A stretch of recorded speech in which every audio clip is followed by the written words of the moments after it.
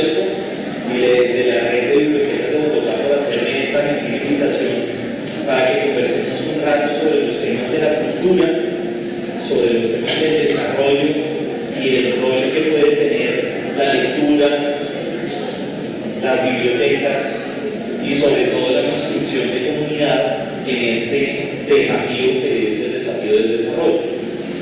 Antes de comenzar quisiera hacer una aclaración sobre los intereses que me mueven en la investigación, que tienen que ver mucho con la presentación que se hizo de mi perfil, y quisiera contarles que para mí este es un tema que está profundamente vinculado a la paz. Yo tengo la convicción, como muchos de los que trabajamos en el tema de la construcción de la paz, y creo que esa fue la razón por la que me invitaron, de que si uno entiende bien el rol que la lectura y las bibliotecas pueden cumplir en el desarrollo, y si uno se cuestiona la idea de desarrollo, está en condiciones de hacer un aporte efectivo a la paz. Así que quisiera proponer ese telón de fondo para esta conversación, y quisiera invitarlos a ustedes a que me acompañen durante estos minutos, que espero que sean unos minutos no muy largos, para que conversemos un poco sobre esas nociones de desarrollo, sobre las nociones que vinculan a las bibliotecas con el desarrollo y en general a la agenda de transformación cultural que, como ya mencioné, nos tiene que llevar hacia una sociedad más en paz. Entonces quiero comenzar con lo siguiente, que es simplemente una propuesta, y es que pensemos que esta idea de desarrollo de la que voy a partir para esta charla, para esta conversación, es una idea llena de problemas, es una idea que tiene su historia propia, es uno de esos conceptos que han venido cambiando con el tiempo, como se mencionó en la presentación, y que en algún momento significó algo y en otro momento significó otra cosa. Y voy a referirme en la primera parte de esta charla a las nociones que hemos tenido en el mundo alrededor del desarrollo.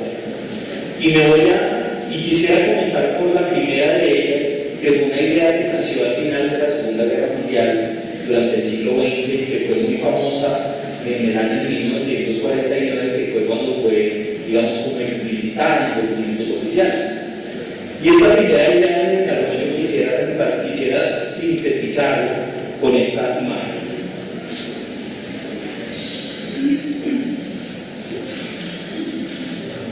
¿Con esa voz? Ese de la izquierda es San Diego, es una ciudad de la costa oeste de los Estados Unidos, que está justo en la frontera entre Estados Unidos y México, pasando la frontera de esa ciudad de Tijuana. Y a mano derecha está una foto de la parte de atrás del mercado de basura de Cartagena. Bueno, yo creo que es una foto impactante, o es más bien una combinación impactante. Y lo que quiero mencionar con esta primera foto es que después de la Segunda Guerra Mundial, después de los esfuerzos de reconstrucción que hubo en Europa principalmente para volver a construir de las cenizas esas ciudades que habían sido devastadas por la guerra, emergió una idea de desarrollo que estaba muy relacionada con cómo la sociedad progresaba en un sentido general, en un sentido amplio. Y empezó a nacer una idea según la cual había una manera de hacer las cosas que lo llevaba a uno como a una especie de un mundo, digamos, feliz, en el cual las cosas pasaban de manera ordenada, en el cual se vivía calmado, se vivía tranquilo, en el que había todos los bienes y servicios, y que había otra manera de vivir que lo llevaba a uno a un estado de cosas más parecido a eso, que no solo mezclaba temas de pobreza o temas de violencia, sino una degradación en el nivel de vida básico. Los primeros desarrollistas fueron los que se inventaron esta idea que está ya señalada abajo, que es la idea del subdesarrollo. Ellos fueron los primeros que se lo inventaron. Y ellos inventaron otras ideas que todavía son vigentes, como la idea, por ejemplo, del tercer mundo. ¿Han escuchado sobre eso? El tercer mundo. Esa fue una idea que se inventó en ese momento también. Y estos pensadores del desarrollismo tenían en común una noción, y era que cuando uno lograba que las sociedades fueran muy productivas, y cuando uno lograba que las sociedades acumularan mucho capital, y cuando uno lograba que la gente pudiera comprar y vender mucho, uno estaba en unas mejores condiciones de sociedad. Si ustedes piensan, esa idea de subdesarrollo es una idea difícil de aceptar, porque es una idea que mide a las sociedades en comparación o en contraposición con otras. Y esa fue la primera idea, esa fue la primera noción de desarrollo que tuvimos nosotros. Y de acuerdo con esa agenda, el mundo se partió en dos: las naciones desarrolladas, que se parecían mucho más a esa postal, y las naciones subdesarrolladas, que se parecían mucho más a esta postal de acá. Rápidamente a esa versión, a esa primera visión de desarrollo, le salieron críticas o le salieron gente que intentó perfeccionarlas. Y la primera crítica que le salió a esa idea de desarrollo fue una que se centró en la idea de que el desarrollo no podía entenderse como progreso material de la civilización. Porque si ustedes piensan un poco en las imágenes que les estoy invitando a pensar, ahí lo que hay es mucha infraestructura, ¿no? Ahí lo que hay es mucha infraestructura, digamos, ahí lo que hay es mucho concreto. En realidad, de lo que estamos hablando aquí básicamente es de un problema de pavimentación y de saneamiento, mano derecha. Y hubo una cantidad de gente que dijo, el punto no está en eso, el punto no está en las infraestructuras, el punto no está necesariamente en esas condiciones materiales del progreso. El punto del desarrollo es cómo está viviendo la gente. Y por eso la segunda visión, o la segunda, digamos, como gran oleada de pensamiento sobre el desarrollo, fue un pensamiento que nos dijo, no, el problema es la calidad de vida, ese es el problema. Y fue la gente que empezó a discutir de manera seria e internacional los temas principalmente de pobreza, los temas de educación y los temas de salud. Cuando la gente empezó a pensar, por ejemplo, que llevar agua potable a todos los rincones del planeta tenía que ser una meta de todos nosotros, o que tener una educación pública gratuita también tenía que ser una meta de todos nosotros, o que tenía que haber campañas de vacunación para evitar las enfermedades, porque en últimas la preocupación no era tanto sobre el bienestar material, sino sobre el bienestar de las personas en términos de quitarles esas condiciones de las personas que viven en esas situaciones de mayor vulnerabilidad. Esa foto es una foto de aquí de Colombia también, ese es un barrio de Quito, y esa es una foto que refleja algo que los que han visitado Quito, los que viven allá lo saben muy bien, y es que durante muchos años en vastas zonas de Quito, de la ciudad, pues no ha habido agua potable, y esa es la manera en la cual se transporta esa agua para tomar, o para lavar la loza, o para lavar también la ropa, que en algunas ocasiones se hace en otros lugares. Y esta nos habla de esa segunda idea de desarrollo. En la primera que mencioné antes, en la del progreso material, a los que medían el desarrollo les gustó una medida internacional que se llama el PIB per cápita. ¿Han escuchado sobre eso? El PIB per cápita, el Producto Interno Bruto per cápita, que es coger, de manera muy simple lo voy a explicar, pero hay gente que lo dice de manera más exclusiva que yo, ¿ya? Uno coge todas las ventas y las compras del país y hace un número, y ese número lo divide por el número de habitantes. Es como decir, ¿cuánto nos toca a cada uno de nosotros de las ventas y las compras? Ese es el PIB per cápita. Pero los que pensaban en esa idea de desarrollo así material, decían, mientras más PIB per cápita tenga una sociedad, pues más desarrollada es. Esta segunda idea no es una idea que comparte esa apreciación. Ellos lo que dicen es, no, uno mide mejor el desarrollo si uno logra decir que hay acceso a la educación pública universal, si uno mira, por ejemplo, los años de escolaridad, cuántos años de escolaridad tiene la gente, o si la gente tiene acceso público al agua, o si la gente tiene acceso a un sistema de alcantarillado decente, que es la segunda gran oleada en el discurso del desarrollo. En paralelo con estos, digamos, como con estos mensajes generales, sobre todo en las naciones de Latinoamérica, empezó a emerger un tercer discurso, una tercera idea que quisiera plantearla aquí, porque es muy importante de las nociones de desarrollo, que está protagonizada, entre otros, por estos tres señores que están allí. Este señor es Edward Said, que él fue el que escribió un libro muy importante de la historia de la humanidad, que se llama Orientalismo. Y él en ese libro, Orientalismo, cuestionaba de manera muy seria esa idea del desarrollo y sobre todo de plantear que las naciones de Oriente, que era su preocupación, y sobre todo de Oriente Próximo, tenían que dejar de ser quienes eran para parecerse más al Occidente. Y bajo esa noción de la crítica al orientalismo, él hizo un salto cualitativo en el pensamiento. Este hombre de la mitad de eso es un colombiano que durante mucho tiempo estuvo en Cali y luego se fue a Estados Unidos y desde ese momento vive en los Estados Unidos, es profesor de universidad en Estados Unidos. Ese Arturo Escobar se escribió un libro que ha sido uno de los libros más importantes de la discusión sobre el desarrollo del mundo, que quizás ustedes ya lo leyeron, si no lo han hecho se lo recomiendo, que se llama La Invención del Desarrollo. Y él en ese libro de La Invención del Desarrollo decía una cosa en la que luego voy a profundizar, que es esa idea del desarrollo, esa idea de que nosotros tenemos que parecernos a los otros o que nuestras condiciones de vida son condiciones de vida que hay que superar. Esa es una idea colonial. Y ahora voy a explicar un poco de qué se trata esa idea.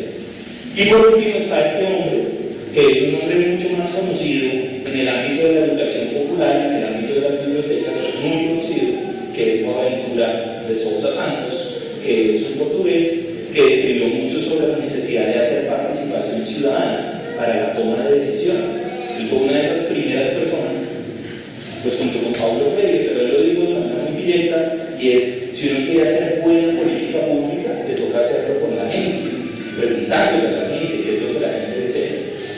Y en últimas, ellos tres y otros más que no están ahí en las fotos, porque simplemente quise poner algunos de los autores principales, le hicieron la crítica fuerte a esas nociones de desarrollo de las cuales hablé al principio, y nos transmitieron una idea que fue una idea muy provocadora para ese momento y que yo ejemplifico aquí con estas imágenes.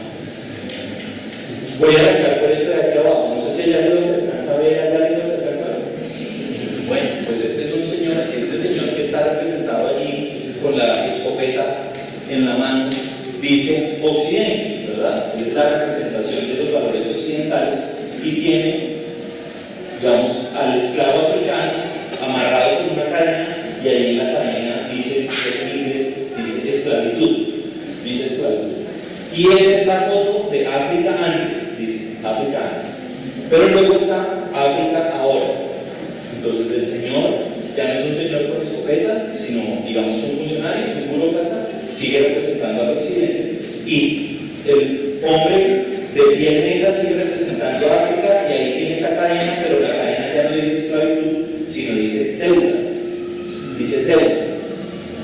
Y lo que quiero representar con esa imagen es una de las primeras ideas que plantearon los críticos del desarrollo, y es, esta idea de desarrollo va atada a un interés monetario que es muy importante, porque las naciones desarrolladas han creado sistemas financieros que se expanden y que hacen que las naciones que ellos llaman subdesarrollados, para poder llegar a esos niveles deseables, se endeuden.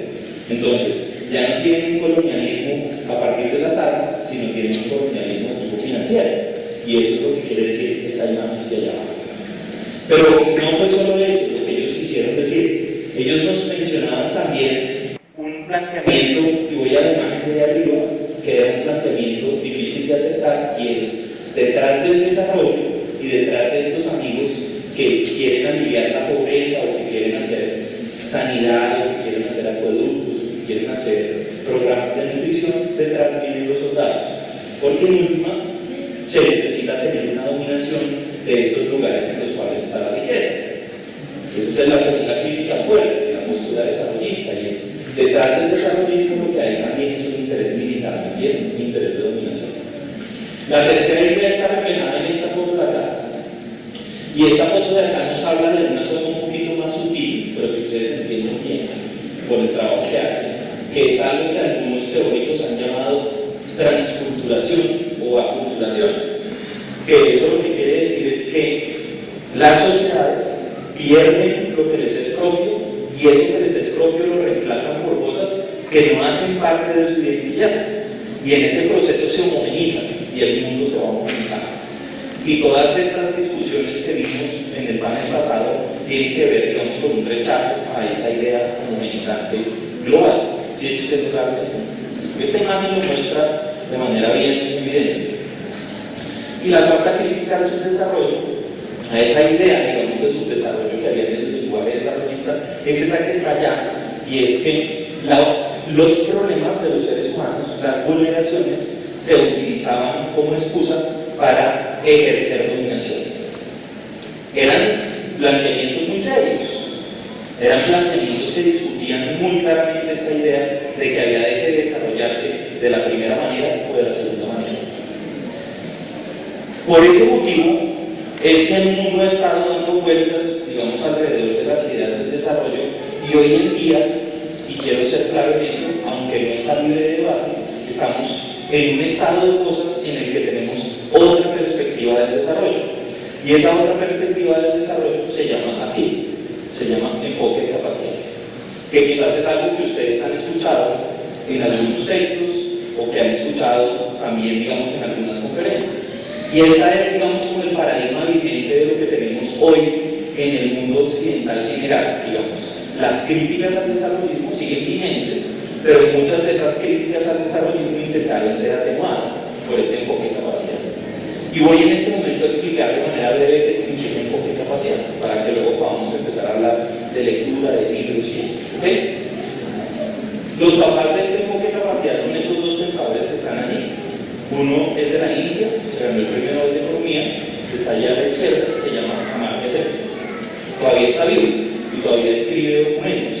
Y con él una filósofa, que es una filósofa de los Estados Unidos, profesora de la Universidad de Chicago, pero que vivió la mayoría de su vida productiva en la India, y por eso se conocieron. Ella se llama Martha Nussbaum, y de hecho Martha Nussbaum vino hace poco a Colombia y nos escribió una carta a propósito del tema de la construcción de la paz y antes del plebiscito, y estuvo haciendo su conferencia en la Universidad de Antioquia, y yo estaba con la alcaldía de Medellín.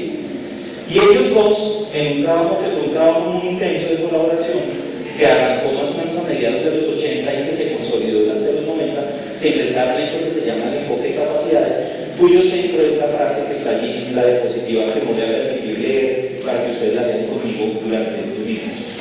Ellos dicen: el desarrollo no debe entenderse como acumulación o como generación de riqueza material, ni tampoco como satisfacción de las condiciones de vida, sino el desarrollo debe entenderse como la generación de condiciones que permitan que las personas puedan llevar a cabo la vida que ellos consideran valiosa.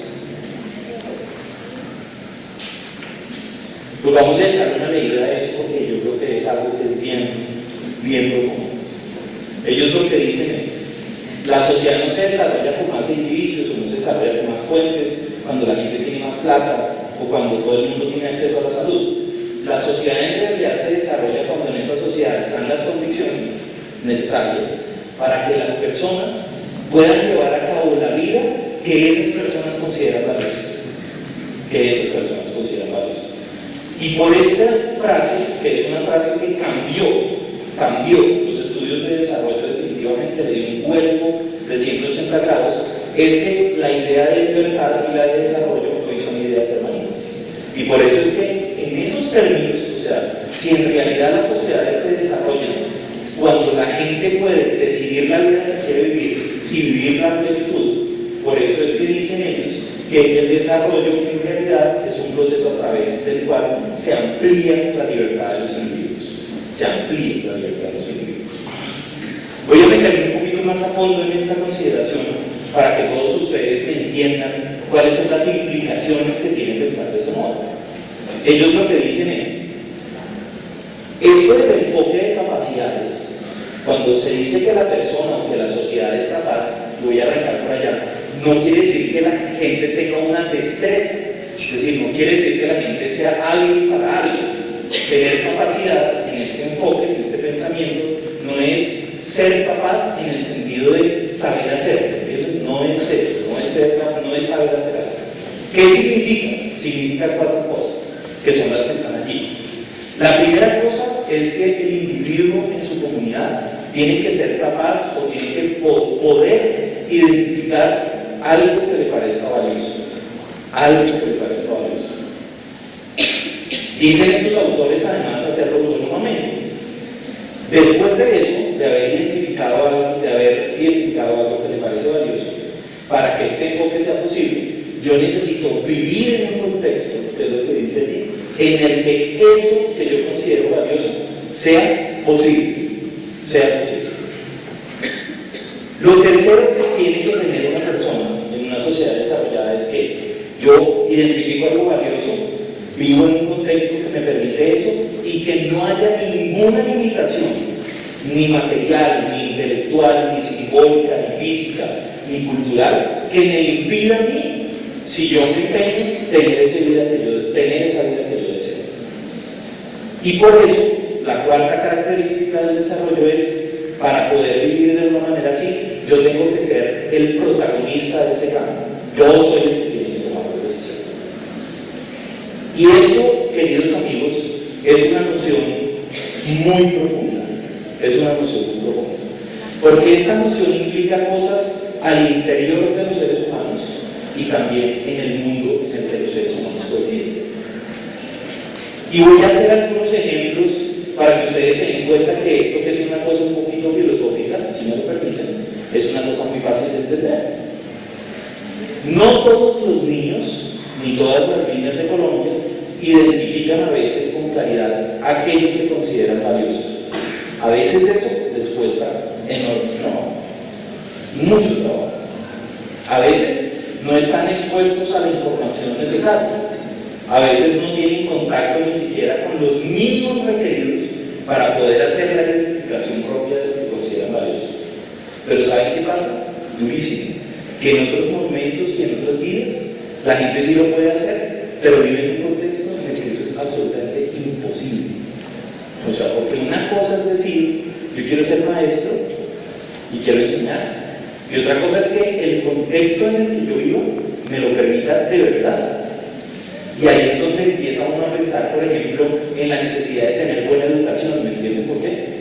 Porque todos los niños pueden soñar, por ejemplo, con ser un ingeniero aeronáutico. Pero todos nosotros sabemos que una persona que no recibe buena formación inicial tiene escasas posibilidades de acceder a la educación universitaria, y que uno sin esa educación universitaria, pues el sueño de ser ingeniero aeronáutico está verdaderamente lejos. De modo que no solo se mezcla mi deseo personal, sino las condiciones del entorno. Y por eso ese tema de las limitaciones es fundamental, porque sabemos también que hay muchas comunidades, no solo en Colombia y en el mundo, en donde los niños, niñas y los jóvenes acumulan sueños y creen tener el contexto, pero sus contextos se los prohíben.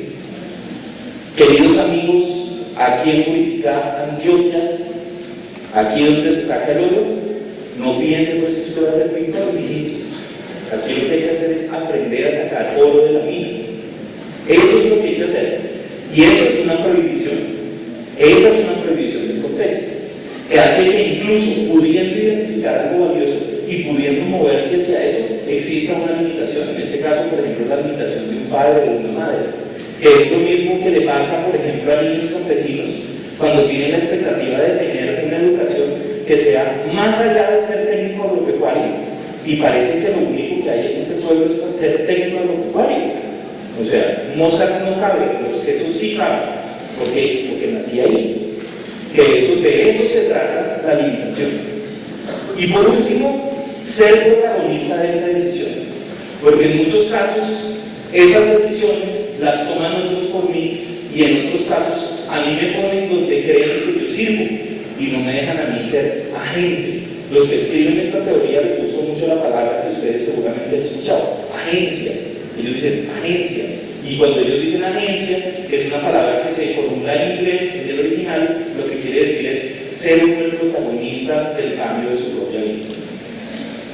No sé si ustedes comparten esta idea conmigo, pero esta es una idea muy distinta a la de la acumulación, muy distinta a la de la calidad de vida básica, sino es una idea que interpela cosas desde lo más profundo de mi ser, pero también que reta el contexto, porque en un contexto que no es libre, yo no puedo hacer, digamos, no puede florecer mi capacidad. Obviamente, esta gente tiene muchísima tradición filosófica detrás, mucha historia, mucha teoría, y hay muchos autores importantes. Voy a señalar en este momento solo uno, para seguir adelante. A Martha Nussbaum, que ya la mencioné, le gustaba mucho leer en su temprano momento y todavía lo sigue haciendo, los clásicos, los griegos. y ella se encontraba con un famosísimo autor griego de nombre Aristóteles, por todos nosotros conocido, que en su libro de la Ética Nicómaco dice: cuando uno quiere saber si algo es virtuoso, es que esa cosa está cumpliendo el fin para lo que sirvió. Es decir, si la tijera es virtuosa, es porque corta bien. ¿Me entienden? Si la tijera es virtuosa, es porque corta bien. Si la puerta es virtuosa, es porque cierra bien, nos protege bien. Bueno, ¿y el hombre y la mujer? ¿Cuándo son virtuosos? ¿Cuál es el propósito nuestro? Y él lo que dice es, por primera vez, siglo V antes de Cristo, la virtud del hombre está en ser feliz, plenamente. Hombre y mujer, en ser feliz. No está en acumular. Acumular, si no es un medio para ser feliz, no sirve para nada. Fue la primera persona que dijo eso desde hace tantos años. Y creo que todavía seguimos en un circuito de pensamiento alrededor de esas ideas.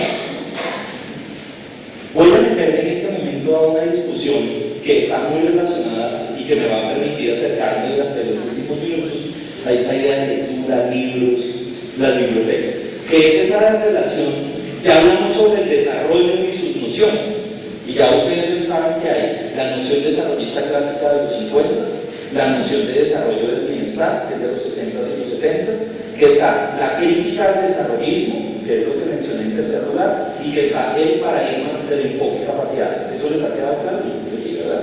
Y ahora lo que voy a mostrar es cómo, a lo largo de esa historia del desarrollo, también se discutió mucho sobre la relación que existía entre la cultura y el desarrollo.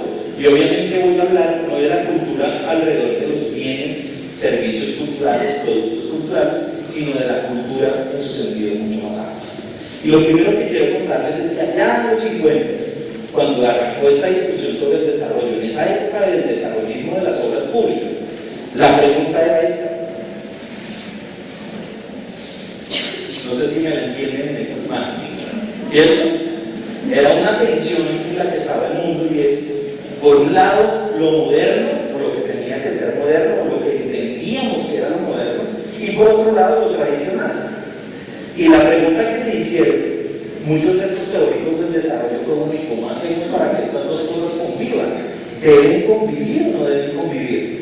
Y el Banco Mundial y el Fondo Monetario Internacional en esa época se escribieron sendos libros, adivinen diciendo que, pues que eso de allá no era eficiente, que eso no permitía acumular bien, que nosotros teníamos que parecernos cada vez más a eso de allá, ¿verdad? Porque es un modelo mucho más eficiente en la acumulación del capital. Bendito sea Dios, cambiamos esa manera en el mundo de pensar, aunque creo que todavía hay mucha gente que piensa así o no.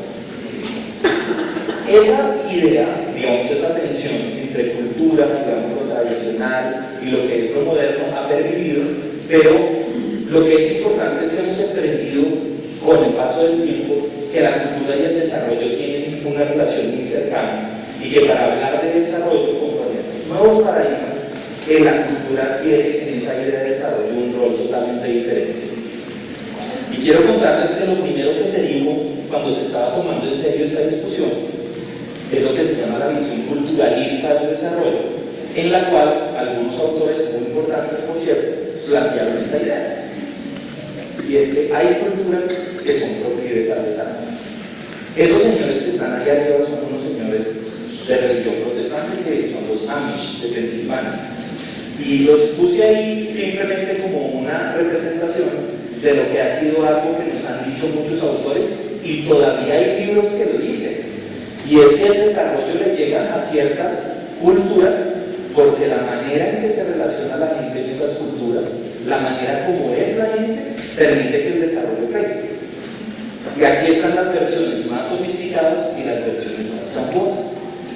Las versiones más chambonas dicen, por ejemplo, que el desarrollo es absolutamente imposible en la tierra caliente. Y todavía hay gente, el año pasado salieron artículos diciendo que la gente que está en el trópico no se desarrolla, porque como la gente que está en el trópico es más perezosa, porque como la gente que está en el trópico le gusta más hablar, porque como la gente que está en el trópico no tiene carácter de previsión. ¿Han escuchado ustedes eso o no? Bueno, claramente esa es una visión que no solo nosotros como colombianos, colombianas, latinoamericanos, estamos en la obligación moral de rechazar, sino que además es lo más xenófobo, ¿verdad?, racista, ¿verdad? Absurdo que se puede plantear, pero todavía pervive esta idea. Y es, hay culturas en las que pega el desarrollo y hay culturas en las que no. Pareciera que si uno quiere que todo el mundo se desarrollara, ¿qué es lo que hay que hacer? Pues cambiar los rasgos culturales, ¿sí? Cambiar los rasgos culturales. A esto le dimos paso a una discusión que es una discusión que sigue vigente hoy, que es la discusión que no es sobre si hay culturas que sirven al desarrollo o no, sino la discusión sobre los temas más, se llaman cognitivos, que es cómo la gente se entiende a sí misma y cuál es su idiosincrasia, cuál es su identidad.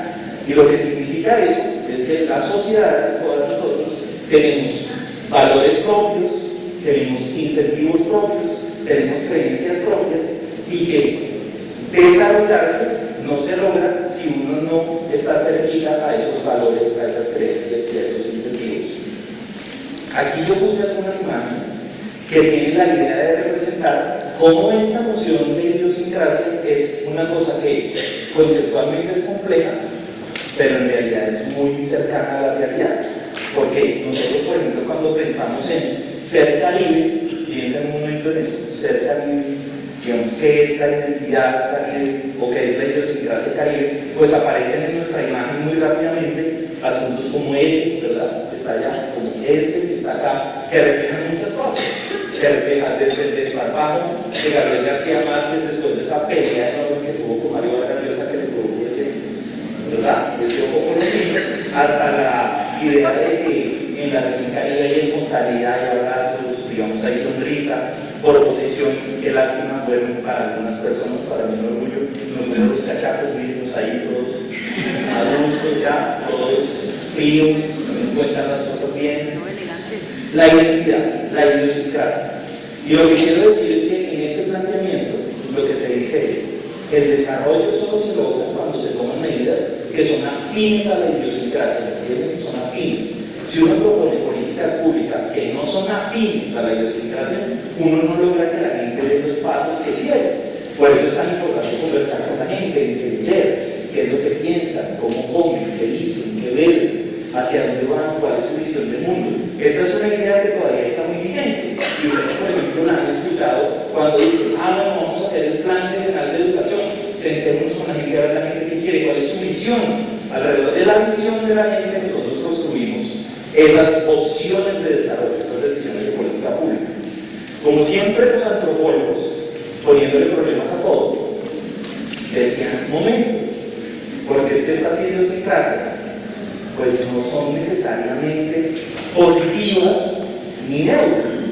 Es decir, hay idiosincrasias, hay identidades que lo que hacen es reforzar hegemonías. ¿Entienden lo que digo? Hay idiosincrasias que refuerzan hegemonías.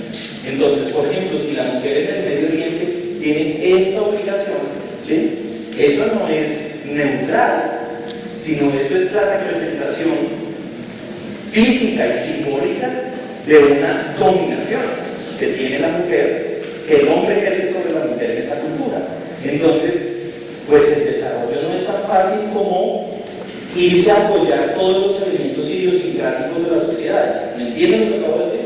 El desarrollo no es ponerse a apoyar todos los elementos idiosincráticos de las comunidades, porque en esos elementos idiosincráticos también hay muchas cosas que discutir. Y esa ha sido, digamos, como el itinerario de esta idea. Pero en este itinerario hemos descubierto muchas cosas, que es la que creo yo que nos podamos conectar en estos últimos minutos con esta idea de libertad y lectura. Y quiero recordarles a ustedes estos pasos, que son los pasos que dice el paradigma vigente de desarrollo, vigente, no perfecto, vigente de desarrollo, que hacen parte de una sociedad que está estructurando libertad, que es los individuos identifican las cosas que son valiosas para ellos. Los individuos viven en contextos que hacen que eso que es valioso sea posible. No existen limitaciones para hacerlo. Y yo soy protagonista del cambio.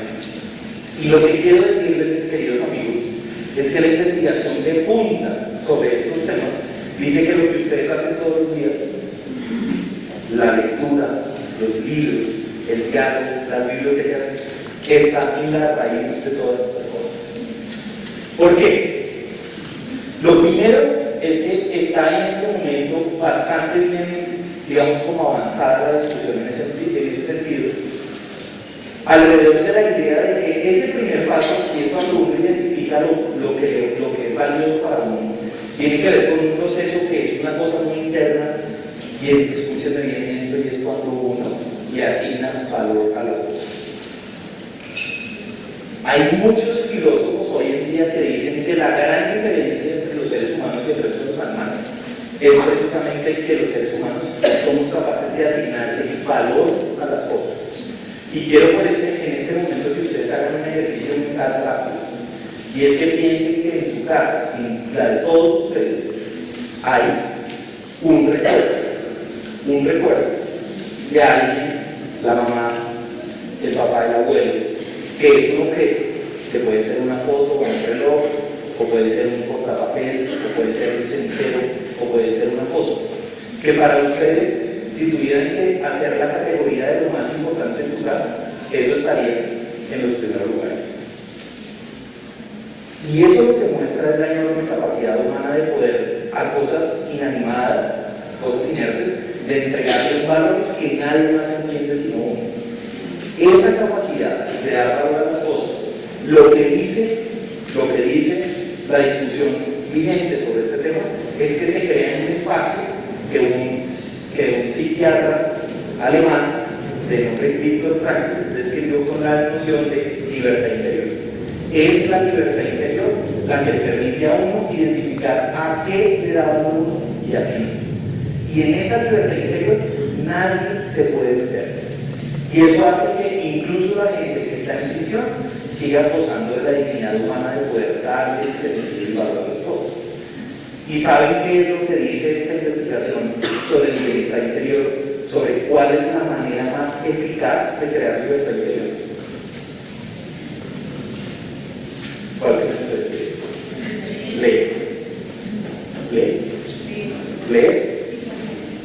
Leyendo es como se construye el sentido de la libertad interior, que es en ese diálogo permanente interno entre uno y el mundo en silencio,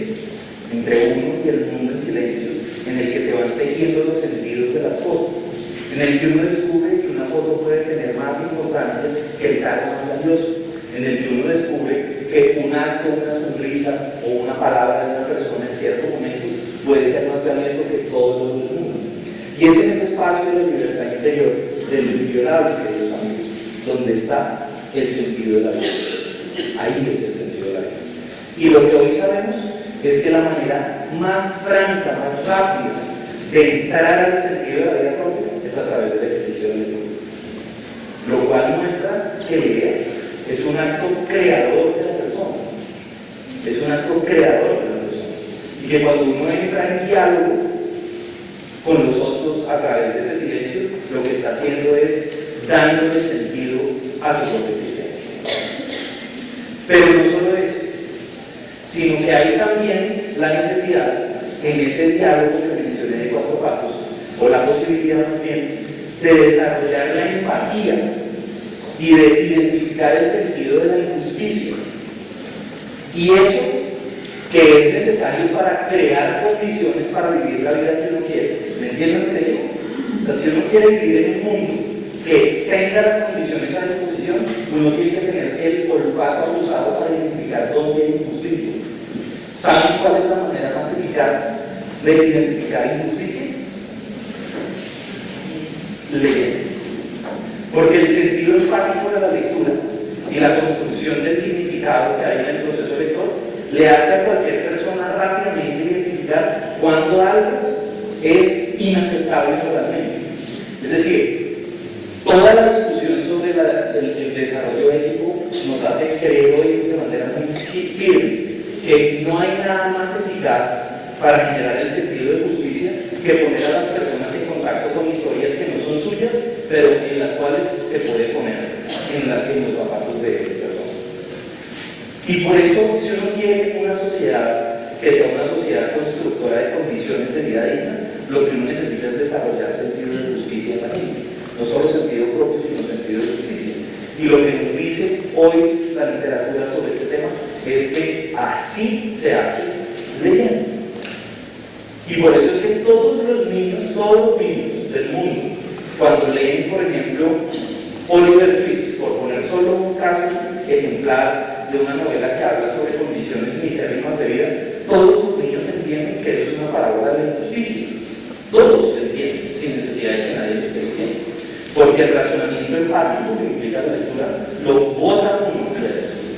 Y quiero finalizar con esta idea, y es que si uno quiere ser agente de su propia decisión, si uno quiere ser agente de su propio cambio, lo que a uno le toca hacer es eso que está ahí, que es interactuar y dialogar.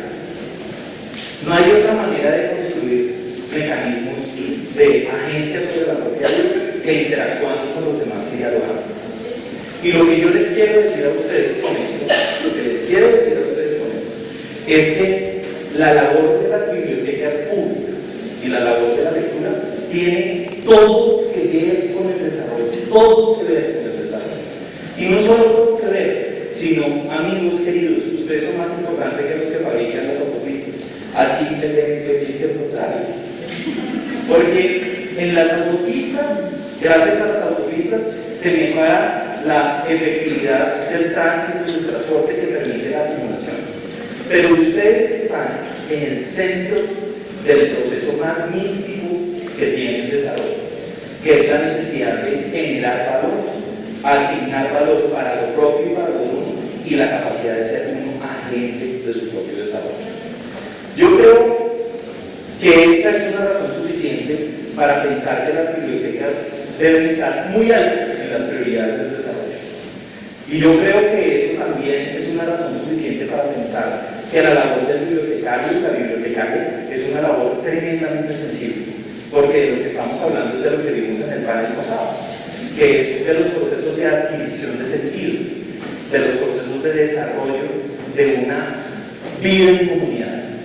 De lo que estamos hablando es de la capacidad de imaginar un mundo posible y de hacerlo realidad. Obvio, nada de eso es rápido y nada de eso es fácil, pero yo creo que es una agenda que vale la pena recorrer. ¿Ustedes piensan eso conmigo?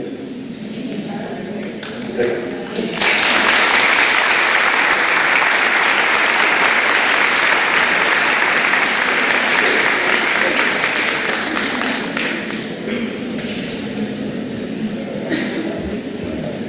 Vamos a dar un breve espacio para 3 preguntas.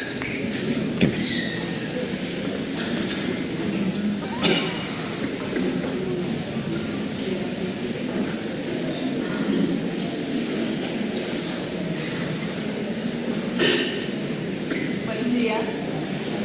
Me llama muchísimo la atención el tema de la cultura, que no hace parte del plan estratégico de transformación que tiene Colombia como meta 2032.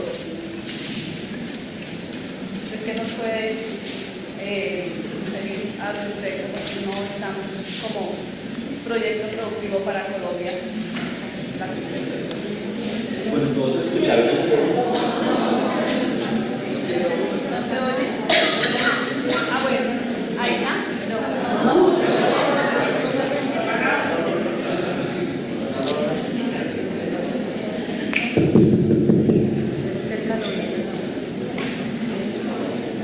Bueno, ahora sí. Colombia tiene un programa de transformación productiva y a 2032 tiene unas metas a cumplir. Y desafortunadamente la cultura no hace parte de ese programa de transformación productiva. Y me surge una gran pregunta: ¿por qué la cultura no hace parte del desarrollo de este país en ese programa de transformación productiva? Bueno, yo creo que esa es una pregunta para hacerle de pronto al ministro de... Yo no puedo explicar cómo, pero lo que sí le puedo decir es que en Colombia, como en muchos países de América Latina, los temas de la cultura están no solo infravalorados, sino absolutamente minimizados.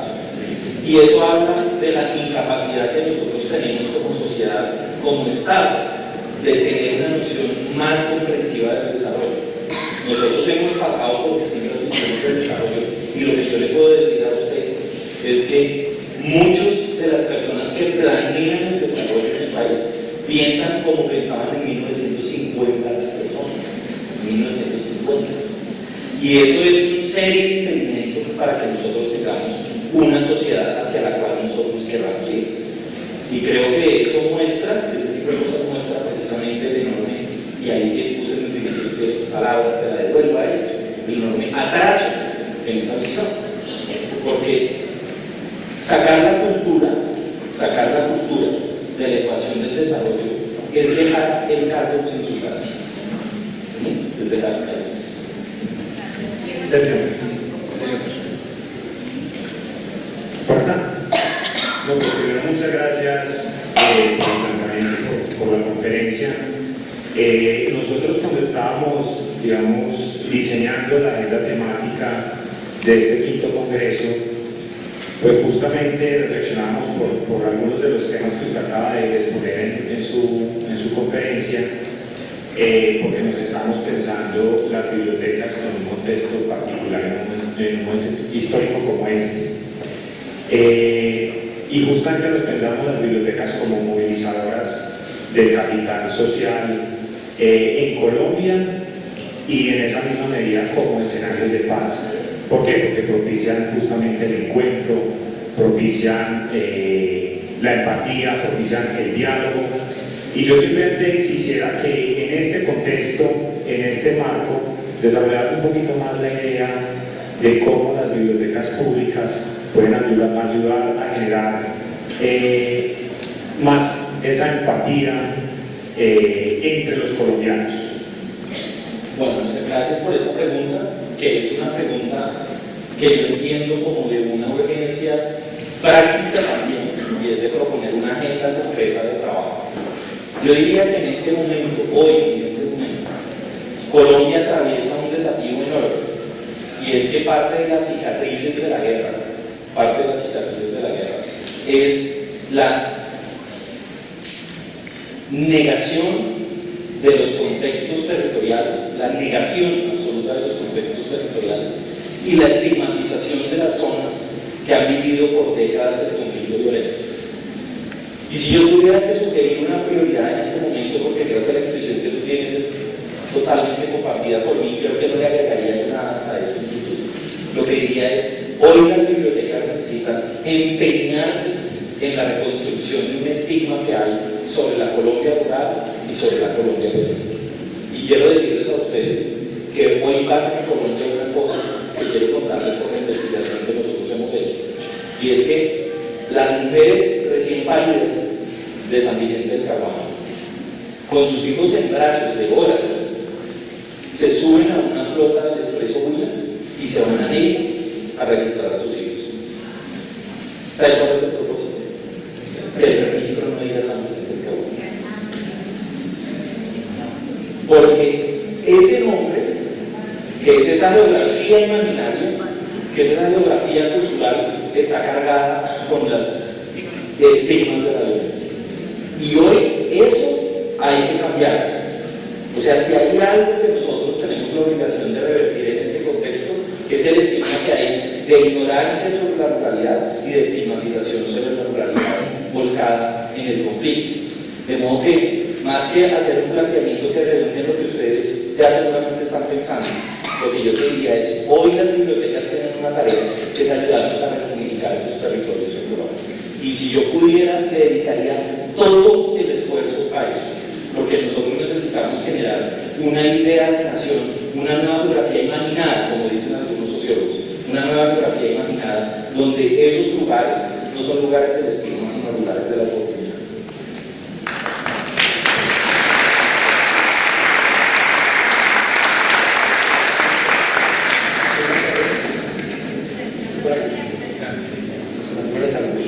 Bueno, yo tengo una pregunta que apunta al contexto de las bibliotecas como espacios de encuentro, como espacios democráticos, y me parece que las artes visuales juegan un papel importante. Por lo menos en el yo trabajo hay un fuerte en las artes visuales, y la pregunta es la siguiente: hay una serie de dilemas epistemológicos en torno a este gramaje de cultura y desarrollo. ¿Qué propuestas podrían haber a partir de ese idioma que pretendan de alguna forma responder de forma contundente a los modelos globales que existen de presentación, por ejemplo, de una curaduría de una muestra en artes, ¿no? De una muestra museológica que no sé hasta qué punto pueda ser entendida, comprendida en un contexto de barrio? ¿Qué respuestas pueden haber frente a eso? ¿Qué respuestas, qué viables, qué modelos se podrían seguir? Bueno, de acuerdo. Mira, déjame hacer este intento de comentario que no es ninguna respuesta, sino una reacción frente a lo que tú dices, acudiendo a uno de los autores que cité, que es Víctor Frankl, que es el que habla sobre el tema de la necesidad de encontrar sentido en lo que sucede. Él era un psiquiatra muy famoso que escribió este libro precioso que se llama El hombre en busca del sentido. Y El hombre en busca del sentido es la historia de su paso, de él y de su familia en los campos de concentración nazi, y de cómo él sobrevivió viendo a los demás asirse de las cosas que podían tener sentido. Y lo que quiero decirte es que en la idea de él hay una cosa que a mí me parece tremendamente poderosa, y es que él dice, cuando uno está buscando el sentido de algo o el sentido de su vida, uno necesita distintos lenguajes que le interpelen, y por eso uno necesita, y él lo dice explícitamente, necesita el humor y necesita la plástica. Pero cuando él dice el humor y la plástica, no está hablando de la versión academicista ni del humor ni de la plástica, que por ejemplo impone criterios estrictos para hablar de curaduría, sino está hablando de los lenguajes que son los lenguajes de lo humano indómito, que son de lo humano oscuro. Y él dice, eso tiene que aparecer, porque cuando eso aparece, eso remueve el sentido que tenemos nosotros de las cosas. Y yo lo que creo es que las bibliotecas públicas, y por eso me pegó esta idea de Víctor Frankl, las bibliotecas públicas deben ser reinos de lenguajes diferentes. O sea, las bibliotecas públicas no pueden repetir los lenguajes de la academia tradicional ni de la escuela tradicional, porque si no, no cumplen el sentido de sacudir a la gente que está allí y darle los distintos horizontes de sentido que los pelados, en algún caso con población juvenil, los jóvenes, y los hombres y las mujeres y los adultos mayores necesitan. Entonces yo digo, claro que sí, el arte, la plástica, el humor, como decía Víctor Frankl, es una cosa muy importante, pero no con los cánones, no con los cánones, porque la búsqueda de sentido se halla es precisamente en el desentrañamiento, cuando uno encuentra cosas que no encuentra, donde la dinámica lo reta, donde las personas encuentran un universo que era impredecible, ¿no? Yo creo que hay